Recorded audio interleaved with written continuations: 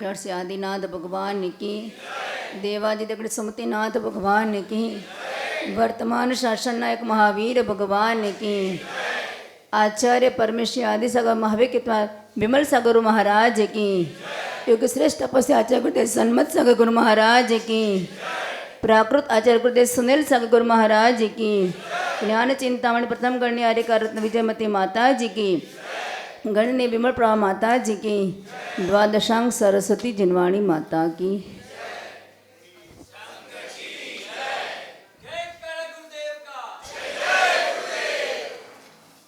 अपने ही कर्मों के अधीन जीवन की सुव्यवस्था हमें प्राप्त होती है।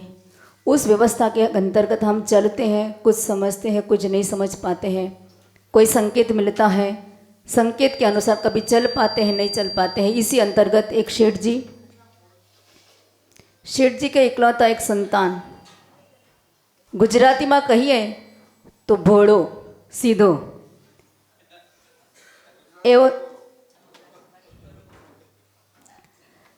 एवो सीधो एक बाळक, एक पुत्र શેઠજી એને બહુ સમજાવે, બહુ શીખવવાનો પ્રયાસ કરે, પણ ભોળાને કેટલું પણ સમજાવીએ અંતે એનું કામ કર્યા વગર રહે જ નહીં, એનું ક્યાંયનું ક્યાંય ચૂક થઈ જ જાય, ધીરે ધીરે મોટો થાય છે।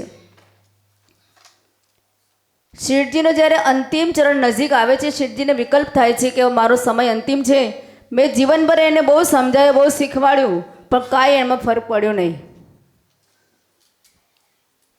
પણ છતાં પણ માતા પિતાની અપેક્ષાઓ હોય, એવી અપેક્ષાઓની અંતર્ગત શેઠને જ્યારે પોતાના શ્વાસ અંતિમ ચરણ પર લાગવા લાગ્યા ત્યારે એમણે પોતાના પુત્રને બોલાવી અને સંકેત કર્યો કે તે તારું જીવન કેવી રીતે બી કર્યું, પણ હવે ઊંઘ જઈશ પણ તને કોણ સમજાવશે, તો મારા જીવનના તને કંઈક સૂત્ર આપું છું, એ સૂત્રોને તું જીવનમાં ધ્યાન રાખજે બહુ, અને એ પ્રમાણે તારા જીવનને યાપન કરજે, તારું જીવન સુધરી જશે। ઠીક છે, પુત્રએ પિતાની વાતોને સાંભળી 3 સૂત્ર આપ્યા અને સૂત્રમાં એમણે સંકેત કર્યો कि छाव छाव जाना आना। क्या करना? छाव छाव जाना आना। ठीक है। फिर दूसरा सूत्र दिया कि छाव छाव तो जाना आना। दूसरा सूत्र दिया कि देना पर लेना नहीं। क्या करना? देना पर लेना नहीं। और तीसरा सूत्र दिया कि घर पे हाथी बांधना। बोला तो था ही, बोलो तो हतो, बोला था ही, और सुन लिया 3 सूत्र। और उसने थोड़े समय के बाद पिताजी का देहावसान हो गया, और उस होने के बाद अंत्येष्टि की सारी क्रिया और जो व्यवस्था होती है होने के बाद फिर उसको अपने पिता के द्वारा दिए हुए सूत्र याद आए। पिता ने कहा था कि छाव छाव जाना। अब हम घर से बाहर निकलेंगे तो छाव कहाँ मिलेगी? वृक्ष होगा तो मिलेगा, नहीं तो मिलेगी नहीं। तो पूरे नगर में उसको जहाँ जहाँ भी जाना था सर्वत्र उसने क्या करवा दिया? संपत्ति तो थी, उसका सदुपयोग करके सब जगह चांदनी बंधवा दी कि मुझे कहीं पर भी जाना है तो कोई विकल्प नहीं, पापा ने कहा है मेरा काम हो जाएगा। फिर दूसरा कहा कि देना पर लेना नहीं। अब ये तो कहा है पर कहाँ देना? दुकान चल रही है, बहुत बड़ा व्यापार है, वहाँ बोर्ड लगवा दिया, आइए मुफ्त में ले जाइए, कि देना ही है, वापस तो कुछ लेना नहीं है। और कहीं यदि ऐसा मिल जाए कि ले जाइए मुफ्त में तो क्या होगा? वहाँ भीड़ हो जाएगी। व्यापार उसका चलता रहा। और उसके बाद अंतिम सूत्र दिया था हाथी बांधना। उसने अपनी संपत्ति के उपयोग से हाथी भी घर पे ला दिया। बहुत बड़ा बगीचा था, वहाँ पर एक जगह उसने हाथी को भी ला करके रख दिया। कुछ दिन बाद उस शेठ के जो मित्र थे, उस मित्र के मन में विकल्प हुआ कि देखो शेठ जी का अंत्येष्टि का कार्यक्रम सब हो गया, अब मेरा भी कर्तव्य बनता है। उनका तो पुत्र भोला है, सीधा है, किस प्रकार के उसे जीवन यापन होता है थोड़ा नज़र तो कर आओ। और जैसे घर से निकला और जा उसके घर की तरफ, बंगले की तरफ जाने लगा, सर्वत्र पूरा सुंदर चांदनी बंदी हुई, क्या बोलते हैं उसको, पंडाल बंधा हुआ। और जब प्रांगण में गया तो वहाँ तो ऐसा बड़ा कार्यक्रम हो, उस प्रकार की तैयारियाँ, हाथी बंधा। उस सबको देख करके उसको लगा कि क्या पता उसके घर में कौन सा कार्यक्रम है कि इसने तैयारी करी, और मैं तो उसका पिता का मित्र हूँ, मुझे अवगत नहीं कराया। फिर भी जा कर के सब पूछा तो ये सब तूने? अरे कोई तैयारी नहीं है चाचा जी, पर मेरे पिताजी की पर क्या पता नहीं कैसी बुद्धि अंत समय में हुई, और मुझे बोल के गए कि 3 सूत्रों को तू तेरे जीवन में अपनाना। और एक कार्य को तू करना, तेरा जीवन सफल हो जाएगा। इसलिए मैंने 3 सूत्रों को पालने के लिए इस प्रकार की व्यवस्था करी। कौन से सूत्र? तीनों सूत्रों से अवगत कराया चाचा जी को। उसने बताया तो जैसे ही सुना, समझदार था, उसने कहा कि देखो, हमको संकेत जो किया जाता है उस रूप हम नहीं समझ पाने के कारण हमारी इस प्रकार की प्रवृत्ति हो जाती है और वही प्रवृत्ति हमको भ्रमित करा देती है। ऐसा ही तो बोला का बोला, इस संसार में तेरे पिता की बात को नहीं समझ पाया। जो कहा था वही तो किया, वो नहीं कहा था। तेरे पिताजी ने कहा था कि छाव छाव आना, छाव छाव जाना। यानी कि संसार में यदि कोई छाव है तो मात्र और मात्र देवशास्त्र गुरु की छाव हुआ करती है। उस छाव में तुझे रहना है, अपने जीवन को छाव में पालन करना है, तो तेरा जीवन सफल और सार्थक हो सकता है। अन्यथा ऐसी छाव, ऐसी चंदोबा आदि तुमने जो बंधा है, ऐसी छाव तो तुम्हारे जीवन में किसी भी प्रकार की शांति देने वाली नहीं है। तूने तो तेरे जीवन में जो तेरे पिताजी ने संग्रहित करके तेरे सांसारिक जीवन को यापन करने के लिए दिया था, उसका तूने दुर्व्यय करने की शुरुआत कर दी, तो उस अर्थ को नहीं समझ पाने के कारण। फिर दूसरा सूत्र दिया था कि देना पर लेना नहीं। हम लोग क्या करते, जिनेंद्र भगवान के चरणों में जाते हैं। तूने तो बोल दिया कि देना, आइए मुफ्त में ले जाइए। जितनी संपत्ति अर्जित करी थी पिता ने तेरे भविष्य के लिए, तूने क्या कर दिया? कुबेर के भंडार भी यदि एक तरफी व्यवहार होता है तो कैसा हो जाता है?